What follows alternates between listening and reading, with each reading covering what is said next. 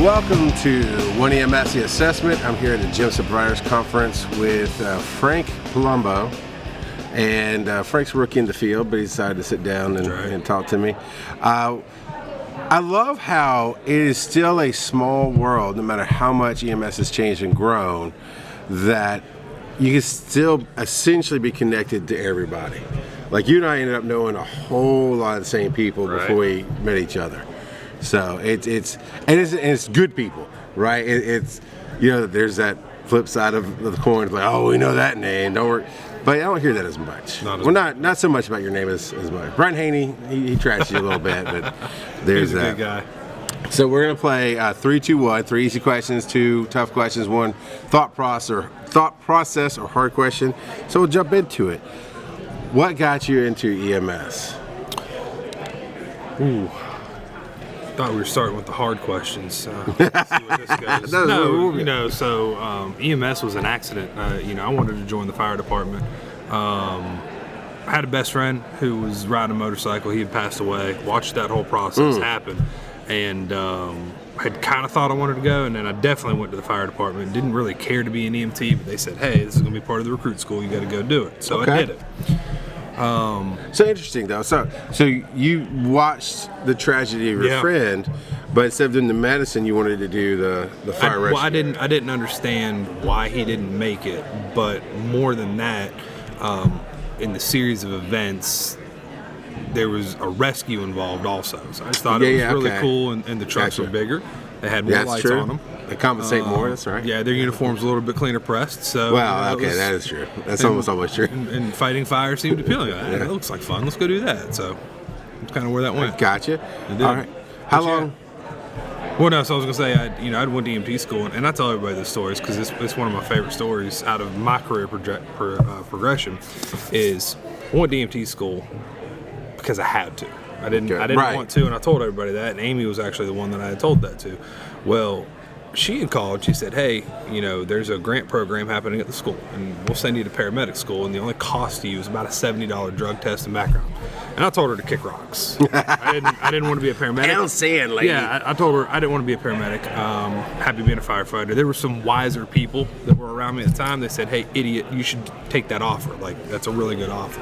Reconsidered, called her, went to paramedic school, and then as the career has progressed, you can see which one of those two things I'm doing now versus which one I'm not doing, and it turned out to be a very wise decision to go to paramedic school.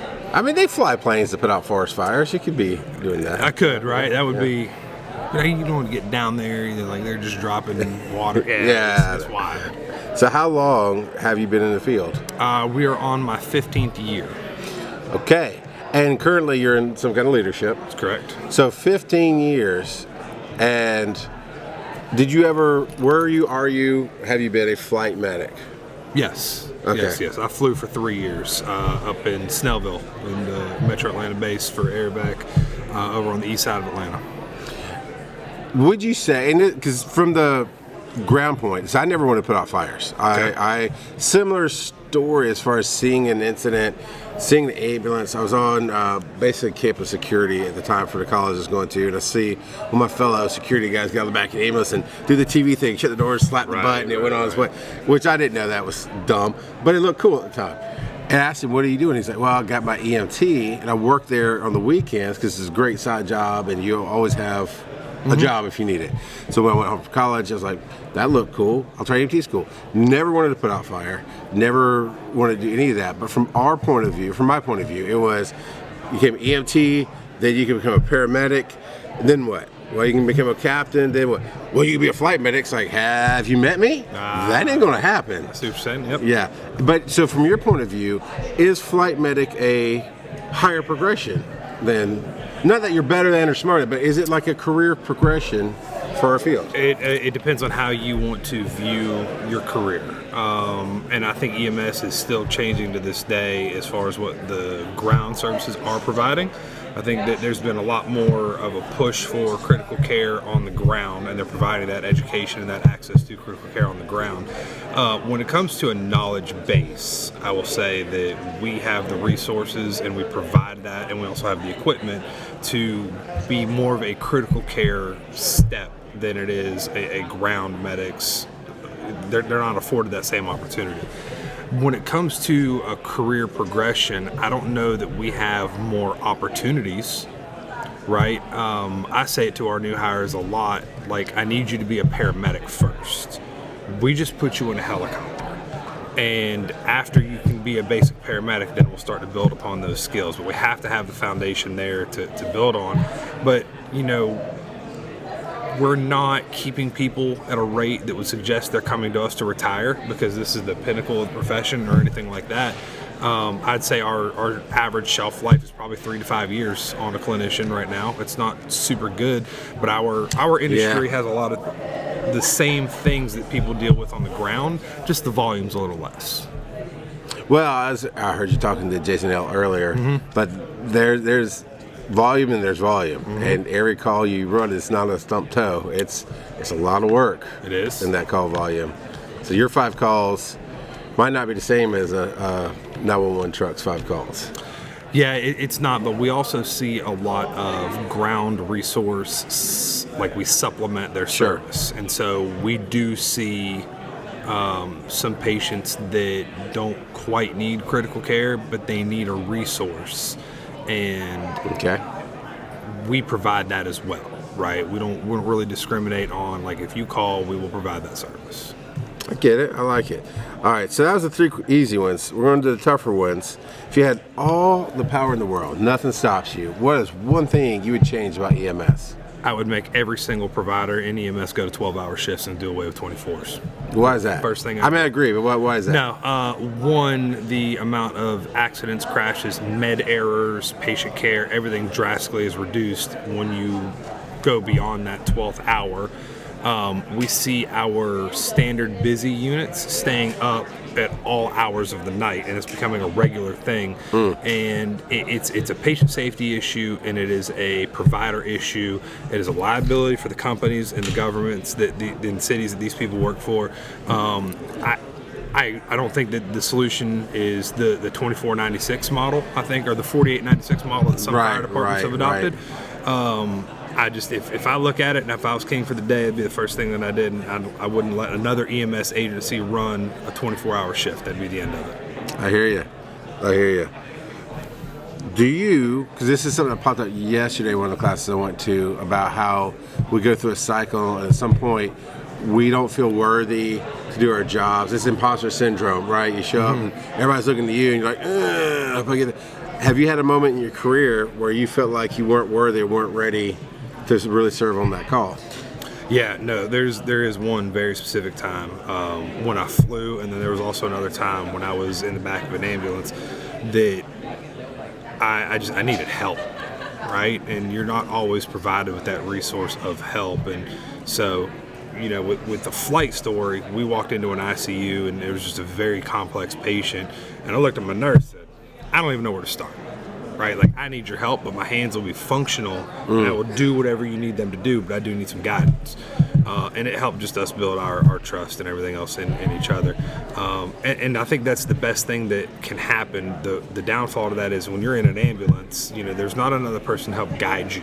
Like, you have to be there's the a lot guy, of times, right? And so sometimes you got to phone a friend, sometimes you got to call a hospital and get some guidance maybe from somebody else, but being functional is more critical than knowing what the solution is. And at the end of the day, just transport, right? Like, if you run out of options and you run out of treatment, you just don't know what to do, go find help, because that's important.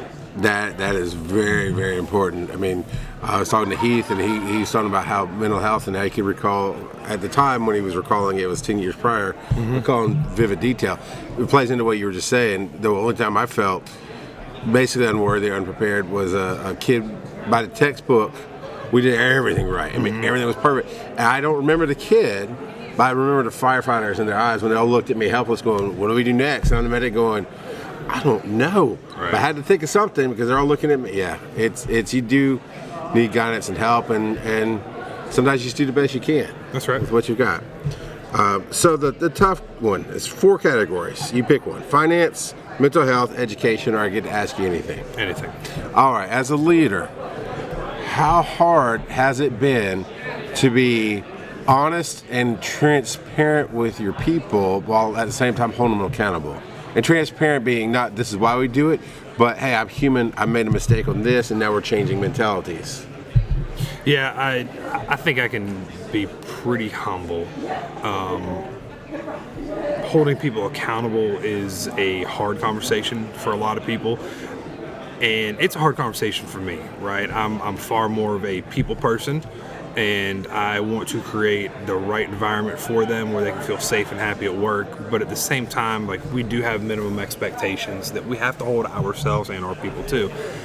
And, you know, every time I have to have the accountability conversation with an employee, the first thing that I think of is, like, where did I fail them in hoping that they understood or missed what it is I'm having to talk to them about. And that bothers me probably more than it should, but I don't want to just come at somebody and say, hey, you know, you and I need to go have a conversation about X, Y, and Z when I haven't thought about, well, why did they miss? Like, was I a problem in this equation? Have you ever actually asked that? Like, is there something better I could do? Every time. Okay. Every time. Some of them I get feedback on where they're like, no, you know, I messed up, and I still, like, even in that moment where I'm just like, okay, could I have reminded you, right? I don't want to hold their hand and I don't want to do everything for them, but I do want to make sure that, again, they're happy that they are set up for success, and that if you have to have a hard conversation with somebody, I don't want it to be something petty, right? Like, if we're going to have a talk, it's going to be about something significant. Sure. It's not going to be like, you know, you forgot to do X, Y, and Z at the base. Let's go talk about this, because those are easier conversations to have. But the ones where there's a big misstep, I always look at myself first before we go down that path. And there are times when, you know, I have a conversation and I don't maybe have the accountability piece. We just talk, because maybe I look at it as like, I am just as guilty and a part of this equation as they are, and it wouldn't be fair for me to hold somebody accountable when my boss isn't coming in there to do it to me, right? So it's a balancing act, and I think as we evolve in people and as the generations come across that we don't understand, I think my biggest challenge as a leader, and I tell my guys this all the time because I truly try really hard to be cognizant of it happening, is I want to make things as important for me as they are to them. And sometimes I miss that, right? Yeah. They'll come to me with a problem, and it's a 10 out of 10 on their scale, and I hear it, I'm like, this is back burner material. Right. And I've had to ensure that the things that I put on the back burner are things that are my insignificant things, not theirs. And that was a little bit of an adjustment and growing pain that I went through, for sure. I hear you. It's a lot, and that's why we do, you know, the longer version of the show. I have people on, we talk 30 minutes, an hour, because there's so many things. I mean, in 15 years, I can imagine the things you've learned and you can share, you know, and then you just keep going and keep learning. And I hope you always keep learning and figuring your way out through it all. Well, you got a lot of good people backing you, man. If anybody hears this, and you Brian gotta remember. If anybody hears this, you just got to remember, there's no playbook for any of this. Right. Like, nobody has the solution. We all figured it out as we grew. There are people that will point you in the right direction, but you've got to carve your own path. And you have to make your own mistakes, because if it was as cookie cutter as you follow these rules and you will be successful, there'd be a lot more people that did it. But we see a lot of change in leadership, and we see a lot of people that say, man, I worked for that guy and I don't ever want to go back there. And there's reasons for that. And that reason is because, you know, they were probably set up in the beginning for failure, and nobody ever made them better, right? Right. And the people that have done it better, there was a point when nobody wanted to work for them too. This is true. You're always a villain in somebody's story. That's correct. So That's correct. All right. I appreciate you finally sitting down after like 15 years of harassment. But yeah, I got you. That feels accurate. That feels accurate. Thanks, Ray. I appreciate it. a bunch. Yes, sir.